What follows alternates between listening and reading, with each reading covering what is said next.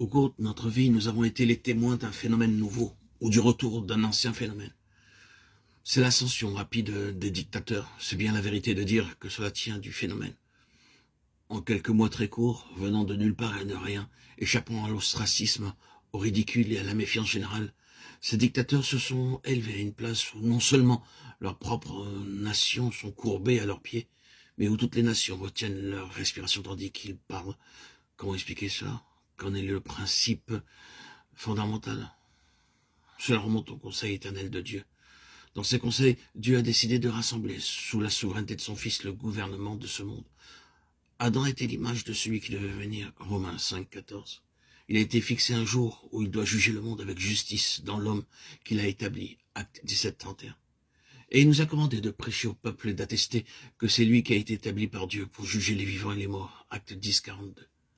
En effet, il y a un seul Dieu et un seul médiateur entre Dieu et les hommes, Jésus-Christ, homme, 1 Timothée 2, 5. Voyons aussi, il nous a fait connaître le mystère de sa volonté, suivant le dessein que dans sa bienveillance il avait d'avance formé en lui-même, pour en assurer l'exécution quand les temps seraient accomplis. De tout rassembler en Christ ce qui est dans les cieux et ce qui est sur la terre, Éphésiens 1, 9, 10. Celui qui est descendu est le même que celui qui est monté au-dessus de tous les cieux, afin de tout remplir, Éphésiens 4, 10. Car c'est en lui qu'ont été créées toutes choses dans les cieux et sur la terre, les visibles et les invisibles, soit les trônes, soit les dominations, soit les autorités, soit les puissances. Tout a été créé par lui et pour lui. Il est avant toute chose, et toute chose subsiste en lui. C'est lui aussi qui est la tête du corps, le chef de l'Église. Il est le commencement, le premier-né d'entre les morts, afin qu'en toute chose il tienne le premier rang, car il a plu à Dieu de faire habiter en lui toute sa plénitude. Colossiens 1, 16, 19. Mais il a dit à l'égard du Fils, « Ô Dieu, ton trône demeure au siècle des siècles, et le sceptre de ta royauté est un sceptre d'équité. » Hébreux 1, 8. Mais quelqu'un a rendu quelque part ce témoignage. Qu'est-ce que l'homme pour que tu te souviennes de lui? Ou le Fils de l'homme pour que tu en prennes soin? Tu l'as fait pour un peu de temps inférieur aux anges. Tu l'as couronné de gloire et d'honneur. Tu as mis toutes choses sous ses pieds. En lui soumettant ainsi toutes choses, Dieu n'a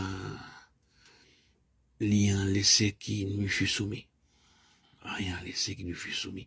Cependant, nous ne voyons pas encore que toute chose lui soit soumise, mais ce Jésus qui a été fait pour un peu de temps inférieur aux anges, nous le voyons à cause de la mort qu'il a soufferte, couronné de gloire et d'honneur. C'est ainsi que par la grâce de Dieu, il a goûté la mort pour tous. En effet, il convenait que celui pour qui et par qui sont toutes choses, voulant emmener beaucoup de fils à la gloire, éleva à la perfection par les souffrances l'auteur de leur salut. Hébreux 2, 6, 10. C'est ainsi qu'il a été établi que le gouvernement de ce monde et de tout ce qui est au-delà de lui et lié à lui a été éternellement donné à un homme, à celui qui est reconnu être le Fils de Dieu, qui est devenu le Fils de l'homme. Il est héritier de toutes choses, Hébreux 1, 2. L'héritage est le monde habité à venir, Hébreux 2, 5.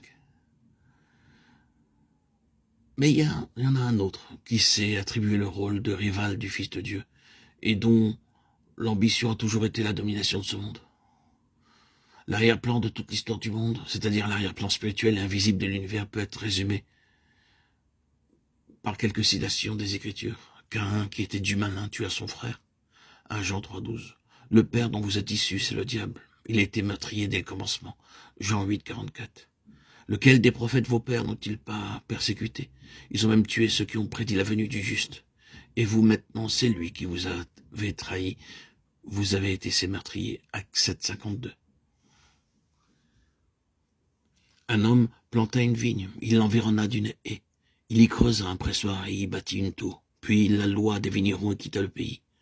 Quand la saison fut venue, il envoya un serviteur auprès des vignerons pour recevoir de leur une part des fruits de la vigne. Mais l'ayant saisi, ils le battirent et le renvoyèrent les mains vides. Il leur envoya encore un autre serviteur, mais ils le frappèrent à la tête et l'outragèrent. Il en envoya un autre qu'ils tuèrent, puis plusieurs autres parmi lesquels ceux-ci furent battus et cela tués. Il avait encore un fils unique et bien-aimé. Il leur envoya le dernier en disant « Ils respecteront mon fils ». Mais ces vignerons se dirent entre eux « C'est l'héritier, allons, tuons-le, et l'héritage sera à nous ». et l'ayant saisi, le tuèrent et le jetèrent hors de la vigne. Marc 12, 1, 8. Ici, avec tous ces passages, nous avons souligné spécialement certains mots pour relever la pensée qui relie tous ces versets. La question qui gouverne, c'est donc l'héritage donné au Fils de Dieu. Et ce qui a suivi était une longue histoire de jalousie qui a produit le meurtre, partout le Fils est en vue, un symbole dans la prophétie ou dans la réalité.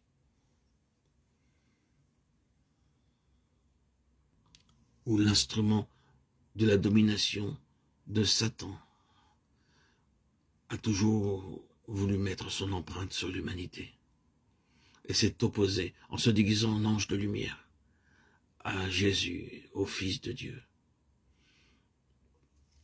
Il était l'antéchrist en vue d'un royaume qui était ce monde terrestre pour sa domination, avec l'accompagnant toutes les forces mauvaises.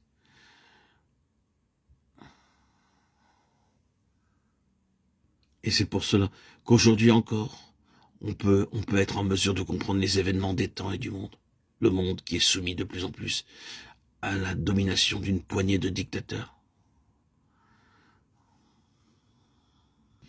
Il est probable, fort probable, qu'ils se supporteront l'un l'autre jusqu'à ce que les autres formes de gouvernement soient affaiblies. Mais il en arrivera un point où ils se seront éliminés l'un l'autre, jusqu'à ce qu'il n'en reste qu'un seul qui sera suprême, c'est-à-dire un seul représentant du système humain.